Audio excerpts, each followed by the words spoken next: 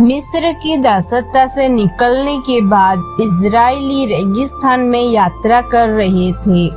दिन में बादल का खंभा उन्हें दिशा देता, रात में आग का खंभा उन्हें रोशनी देता।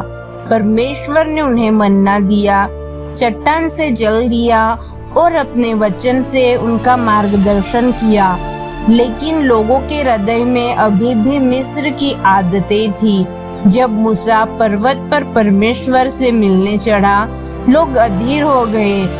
उन्होंने सोने का बछड़ा बनवाया और उसकी पूजा करने लगे। सोचिए, जिन्होंने अभी अभी परमेश्वर की शक्ति देखी थी, वे एक मूर्ति के आगे झुक रहे थे।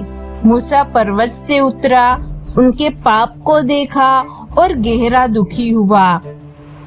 उसने उनके लिए प्रार्थना की, परमेश्वर से दया मांगी। ये सब घटनाएं निर्गमन 33 की पुस्तक में लिखी हुई हैं। इन घटनाओं के बाद प्रभु ने मूसा से कहा, तू और ये प्रजा जिसे तू मिस्र देश से निकाल लाया है, उठकर उस देश में जा जिसका मैंने इब्राहिम, इसहाक और याकूब से वचन दिया था। मैं तुम्हारे आगे एक दूत भेजूंगा। कनानी, हित्ती, अमोरी, परिज्जी सब तुम्हारे सामने से निकाल दूंगा, लेकिन मैं स्वयं तुम्हारे बीच नहीं चलूंगा, क्योंकि तुम हठीली प्रजा हो। कहीं ऐसा न हो कि मैं मार्ग में तुम्हारा नाश कर दूं। ये सुनकर लोग शोक करने लगे। उन्होंने अपने आभूषण उतार दिए। सोचिए,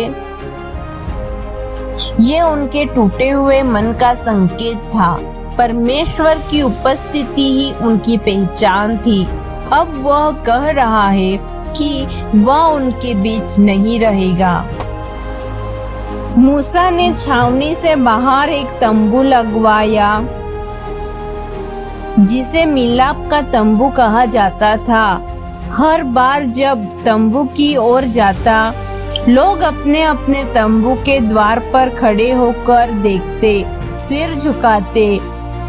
आप उस वृक्ष की कल्पना कीजिए, विशाल रेगिस्तान, गर्म हवा, लोग चुपचाप खड़े हैं, उनकी निगाहें मूसा पर है। जब मूसा तंबू में प्रवेश करता, यहोवा बादल के खंबे में उतरकर उसे आमने सामने बात करता, जैसे कोई मित्र अपने मित्र से बात करता है। सोचिए, एक साधारण तंबू में सृष्टि का परमेश्वर उतर रहा है। मूसा ने प्रभु से कहा, यदि मैं तेरे अनुग्रह में हूँ तो मुझे अपना मार्ग दिखा, ताकि मैं तुझे भली भांति जान सकूं, और ये भी कि ये प्रजा तेरी ही है।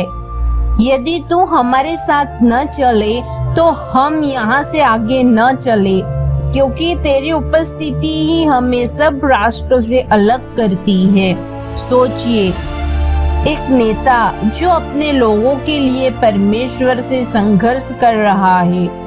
मूसा अपनी प्रजा के लिए परमेश्वर की उपस्थिति चाहता है, केवल वादा या आशीर्वाद नहीं। प्रभु ने उत्तर दिया, मेरा मुख तेरे संग चलेगा और मैं तुझे विश्राम दूंगा। ये शब्द मूसा के हृदय में शांति लाए।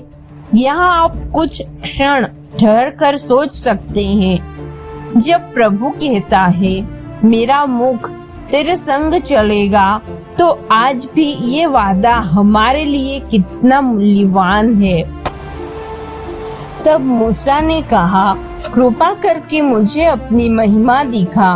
प्रभु ने कहा, मैं अपनी सारी भलाई तेरे आगे से जाने दूंगा और यहोवा नाम घोषणा करूंगा, परंतु मेरा मुख तू नहीं देख सकता, क्योंकि मनुष्य मुझे देखकर जीवित नहीं रह सकता। सोचिए, परमेश्वर की महिमा कितनी गहन है कि मनुष्य उसे पूर्ण रूप से नहीं देख सकता।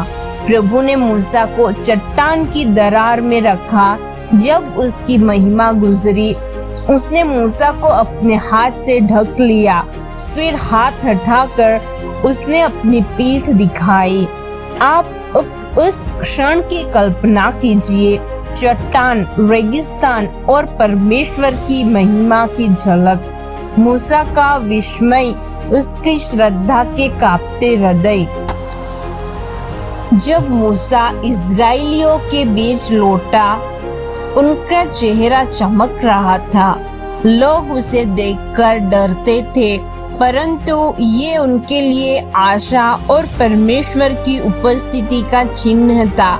सोचिए, एक इंसान जिसने परमेश्वर के साथ इतना समय बिताया कि उसका चेहरा बदल गया। निर्गमन 33 हमें याद दिलाता है कि परमेश्वर की उपस्थिति ही हमें विशिष्ट बनाती है। जब हम उसकी राह पूछते हैं और उसकी महिमा चाहते हैं, वह हमें मार्ग दिखाता और अपनी उपस्थिति में से हमें भर देता है। आज भी ये वादा हमारे लिए है, मेरे मुख तेरे संग चलेगा और मैं तुझे विश्राम दूंगा। आप भी ये सोचिए, आपके जीवन में परमेश्वर की उपस्थिति कैसी दिखती है? आप भी मूसा की तरह उसकी राह मांग सकते हैं, उसकी महिमा की झलक मांग सकते हैं। यही सच्ची पहचान है, परमेश्वर के साथ चलना, उनकी उपस्थिति में रहना।